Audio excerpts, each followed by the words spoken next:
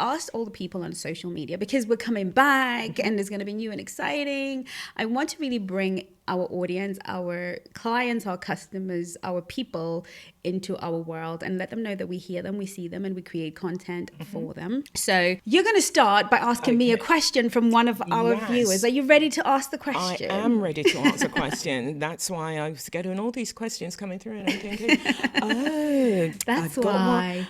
I've got one here for you from the lovely Stephanie. Yes. And Stephanie's asking, how do you trust someone and open your heart to love with them if they have already expressed interest in receiving affection and release outside of the relationship? He says his word is his honor and he won't lie to me. But my intuition, what he has expressed, and reading his astrological natal chart all have me thinking it's just a matter of time before I feel foolish and heartbroken. And she goes on to say, how does this swan handle a situation where you're in a committed relationship, but he knows or will want to explore sex in addition to the relationship? Should I be open to that? He says he doesn't want to share me. How do I discern between paranoid trust, insecure issues, and respecting and trusting myself with healthy boundaries? Thank you. And that's from the lovely Stephanie. Yeah. What are your thoughts? That's a lot. Yes, there is a lot there. That's a lot to unpack. So I'm just going to give you, let's just talk about mindset here, because that's pretty much everything. And here's what we do as women is a man tells us exactly precisely what he wants from us. Exactly. And then we start to tell ourselves stories around it. The problem here is not that this man is being deceitful. Actually, he is being extremely honest, especially in situations like these, ladies, when men tell you things that they know are not socially acceptable, that will probably get them dismissed, all of these things. They're literally not joking, and you're not going to change their mind. And I suspect that Stephanie feels that the love she has for him, or they have for each other, is going to be so strong that it's going to overcome certain realities that we need to explore here. The reality here is, from what I gather, he doesn't want to share her, which means this is not a polyamorous relationship that he's proposing. Polyamory, for those of you who don't know, is when both parties can have other parties who can have other parties, and everybody has other parties, okay?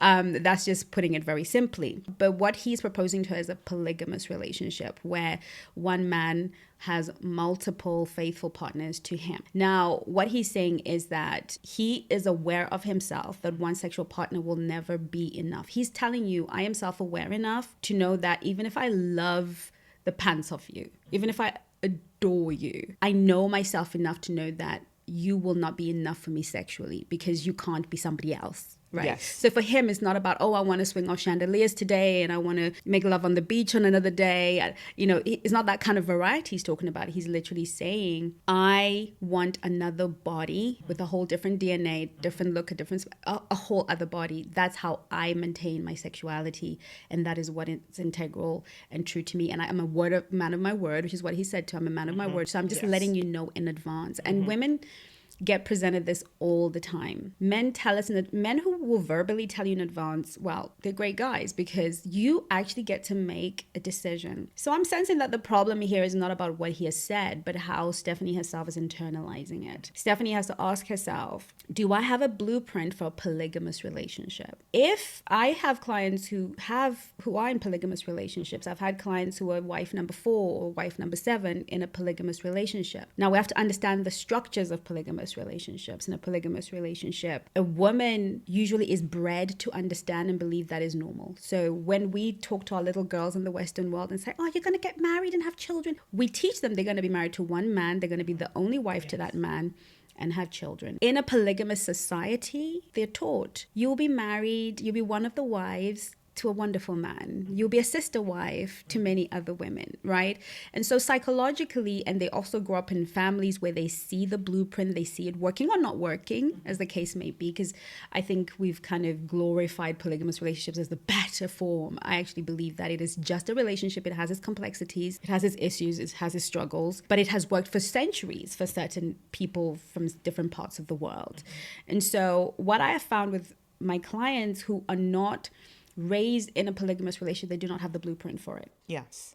if you do not have the blueprint for it, you're going to feel bad most of the time, because a lot of things your nervous system is not going to understand what's going on. Even if you are open, if you feel that I love him enough to give him that space, if you don't have the blueprint, you at some point are going to explode. Something is going to go wrong. Yes. And the fact that you've written to us, I can feel the energy of her upset. Can you feel it, Yvonne? Yes, she is. Yeah. Because I also think from what she's saying here she's saying, I'm not even sure if I can trust his word anyway. Yeah. That I'm not going to be enough for him. So I'm not even sure I can trust that. So he's going to look. And how do I deal with that? Well, he's told her. So he is going to look. So he's not even, there's like her saying whether I should doubt him. What are you doubting? He's told you. But so what is it she doesn't want to doubt? But is it though? Because you know how it is with us as women. He tells us something, but we think, I can charm him. Because all of this is going to be enough for him. And although I'm going to make it enough. Yes, I'm going to make him not necessarily regret what he's saying, but after he's had me, he won't need to go out there and look for anyone else. No. But this is the self-deception. Right. And this is the self-abandonment. And I loved this particular question because it really is a classic case of self-abandonment. She has to tell herself some kind of story for her to perhaps reconsider her values. Because polygamy, monogamy, polyamory, this is a value system, right? You choose it based on your values. The fact that she's asking means she's not comfortable with this. Yes. She already the insecurities are coming through. Yeah. Already the paranoia is coming through. But for what reason? He's been honest. Yes. He has told you, right? Yes. And this is the rub for so many of us. It's happened to me. I'm sure it's happened to you. You know, you take a guy who's point blank told you, look, I'm not looking for a relationship. Yes. But and you think, I'm going to show him that I'm so fabulous and I'm so great. Yes. And when he doesn't move like a boyfriend, and when he doesn't move like a fiance or a husband, you get upset. But this man was upfront and honest. And this is what I try and get into all of our heads. But here's the problem. I mean, it's easier said than done. The problem is she is now attached. Yes. And she is now bonded. Yes. And she is anxiously attached. Yes. So what I want for Stephanie is actually to ask herself a few questions. Who am I being? We're so preoccupied with what shall I do? Should I accept this? She said, is this something I can accept? Should I put boundaries? Should I put healthy boundaries? Should I do this? Should I do the other thing? Who are you and who are you being? Are you a polygamous woman? Yes. If you're not, then you have an attachment, because a connection cannot happen unless there are shared values, and all of us can be authentic. The two things that we need as humans, three things, is an attachment, a connection, and authenticity. To truly be known, seen for who we are, to show up for who we are. That's what we crave, right? I want a man who, when I'm looking funny in the morning, he still loves me. Yes. What we're basically saying is I want to be my authentic, natural self, and I want that person to look at me when I'm looking funny and I got sleep in my eyes and my breath is not so great, and still love me. I need to show up authentically and be accepted for my authenticity. And we're talking about attachment. We need to be something. Yes. I need to be your friend. Yes. I need to be we need an attachment to survive in this world. And this is really very primal. So that's healthy. But a healthy connection is what determines whether or not I have a secure attachment, an insecure attachment, an avoidant attachment, right? So if I have a healthy connection with you, for that to happen, I need to show up authentically with my values, my standards, how I believe life should be done. And then you have to say, that's okay for me. That fits perfectly into me. What we have now here is a disparity of values, is a disparity of standards, and somebody feeling, because he's being authentic. This guy is being authentic. She's the one who is wondering, should I compromise my authenticity? And what she's really asking is, if I compromise my authenticity, how can I do that in a high value way? And what I'm saying is, to be a black swan, you have to be a high value woman. To be a high value woman, the number one thing every woman who identifies as high value has to be able to do is walk away from that which is attached to if it is not right, if it doesn't fit into her values. This is one of those stare downs, Yes. you know. Yeah.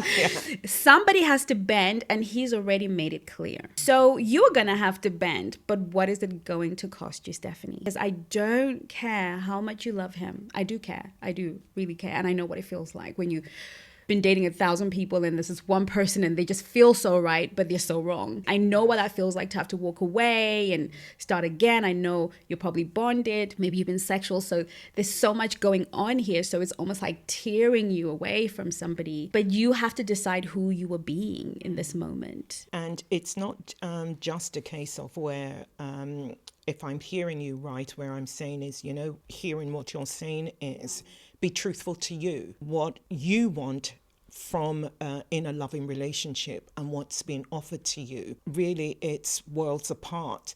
And if you're not truthful to yourself at the end of the day, you're the one that's going to be hurt the most. And the beauty of all of that is if she does decide that she's going to walk away, where we as Black Swans are here to help her heal and navigate that journey to being healed and to be made whole. And if she decides that, I love him because I've become too attached to him now to want to, break away, I maybe give it 6 months and see how it works out before making that final decision. And if that's what she decides that she, wants to do, we're still here to help you and navigate your, the journey of that. Because whatever decision she makes at the end of the day, she's going to need help. She's going to need support. She's going to need somebody to literally hold her hand. Absolutely. Through the Absolutely. decisions. Absolutely. And thank you for saying that, because there's some emotional journeys we can't take alone. And if you need a support system, because either way, trust me, if you leave, you're going to need help and support to do that. And if you stay, you're going to need permanent help and support. I had a client come to me once and she said, look, my partner, I love him to bits and pieces, but he can't stop staring at other women. And she says, the other day, they almost got run over while he was staring at another woman. He's almost got into a car accident staring at another woman. And basically, I don't want to leave, but I don't know how to cope with, the situation, because I've spoken to him. I've spoken to him in a high value way. Not only does he do that in public, he's on Instagram. I mean, this guy is full on unapologetically. He's a voyeur. Enjoying the sides, but she was very clear, very tough woman, redhead, I'm not going anywhere. He takes care of me. He's charming, he's lovely. And he spoils her rotten, gives her so many things. Sometimes we don't realize that in relationships, sometimes we're not just walking away from the person, we're walking away from the lifestyle, we're walking away from so much. And so she said, look, I'm not ready to leave. I'm not leaving him. And they are actually engaged, but this is her thing. And so I thought, right, we need to go and do some internal work, because I could not understand why anyone would, I was like, let's do some internal work. And she said, no, I don't want to do any internal work. I'm not leaving. What I would actually like from you is to hold me accountable every time he does something and I'm about to lose my rag. I just need somebody to call, vent to. You remind me what I agreed to and just put my head straight, and then we get going. Yeah, right. That's sensible. Yes, I've had. Yeah, she counted the cost. She said, you know what? This is who he is. We've had conversations. He's told me he doesn't think anything. He just likes to look. It gets on my nerves. I'm not trying to leave. So I need somebody who's going to regulate me through those very difficult times. Yes. I've had wives who've said the same to me. I am not leaving. My husband is a multimillionaire. I love my lifestyle. He is a narcissist. Yeah. And he displays all the signs of a narcissist. What I need you to do is help me regulate myself, manage, him as best as I can, but I'm not leaving. I understand that he's a narcissist. I understand all of these things, but I'm not leaving. I was raised in poverty. I now live a life that other women can only dream of. So I've had these women on a retainer, if you like. They don't necessarily call me all the time. They don't meet with me every 2 weeks, but when things have got to them, they will call and do that. And I used to, find that those clients really, when the down times came, it was bad. Hey swans, I have some incredibly exciting news. I am going to be giving out 3 exclusive products absolutely free, each designed to help you bring your dream partner into your life. If you sign up to the email list, you will receive 6 emails over 6 days, and tucked within these emails will be your special gifts. It's just a click away. So press the link, sign up, and let's embark on this journey together. And remember, above all else, you are so loved. And one of them, I actually had to say to her, look, I feel like I am being asked to promote mental illness. And I just don't need your money that much, you know. I don't, this is so unhealthy. And I'm sure there's somebody who can hold you accountable. See, a lot of women come to me because they know I'm very no nonsense and I don't take nonsense from them. And so they love being held accountable by somebody like myself. But I genuinely felt, I said to her, you're going to have to find somebody else, because I genuinely feel like I'm self-abandoning to help you. So that was the boundary that I had to set. The other lady, she just, eventually her marriage, she found a rhythm in her marriage. She knew how to cope. She learned the skills.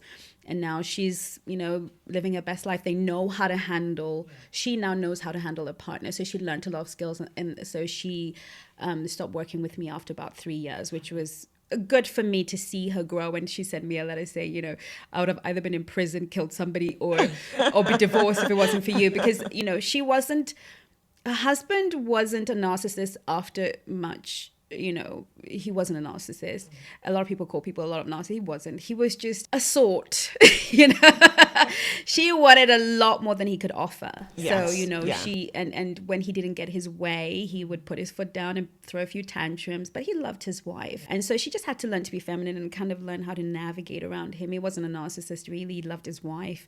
He was just immature. That's what he was. He was an immature man. So, yeah, I think, like you said, you will need support to stay and you will need support to walk away. Do you know, from what you said with regarding those other 2 clients, I like and appreciate that, because what both of them decided to do was they were going to be true to not just to themselves, but to their wants, their needs, and their desires. Absolutely. And something that we forget to do as women is the decisions that we make and the decisions that we make, own it.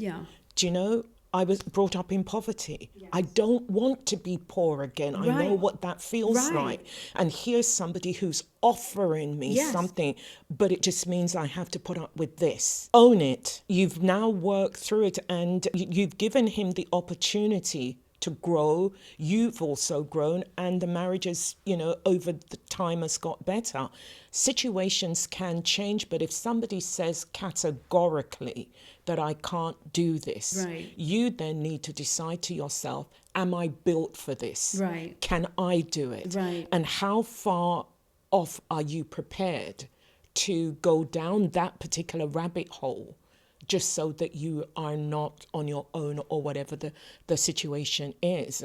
And, when you said, oh my gosh, my brain's gone to Stephanie. One of the things that I think that Stephanie should do is, if she has done it, have a look at your core needs again and see what was it that you wrote down that you wanted when you started this journey. If she has done a journey with us, if she hasn't, then, as you said, sit with yourself. Really, what do you want? Not what you want to get from him, but what do you want?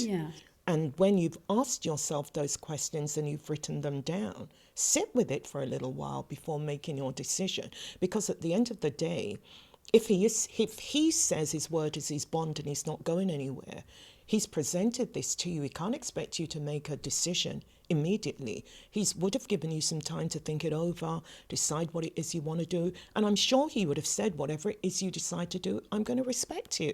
I'm going to respect it. So take your time in making your decision. But whatever it is that you do decide to do, do it for you. Yes, yes, and absolutely. not because of, Absolutely. Absolutely, 100%. And I think the course that Yvonne is referring to is the Soulmate Attraction System course. So Stephanie, you might want to do that one, Yes. and maybe do that one. It's a good. You can do a self-study or with one of the coaches, and maybe at the end of that you can get back to him with an answer. I think sometimes, because again, like I said, there's no shame in anybody's game. Love comes in different ways, shapes, or forms. Nobody's judging polygamy or anything. You have to see what works for you, and in light of your values, who you are, who you're becoming, who you are. So once you can be authentic and honest with yourself, then you can make a decision. And sometimes these decisions are not, go for it or don't go for it. These are really soul searching. And I believe that this situation has come to you as a mirror to show you who you are. And sometimes we don't take advantage of the way that God is reflecting back to us what still needs work. Now we've given you a lot of time, Stephanie. We need to move on. I've got a question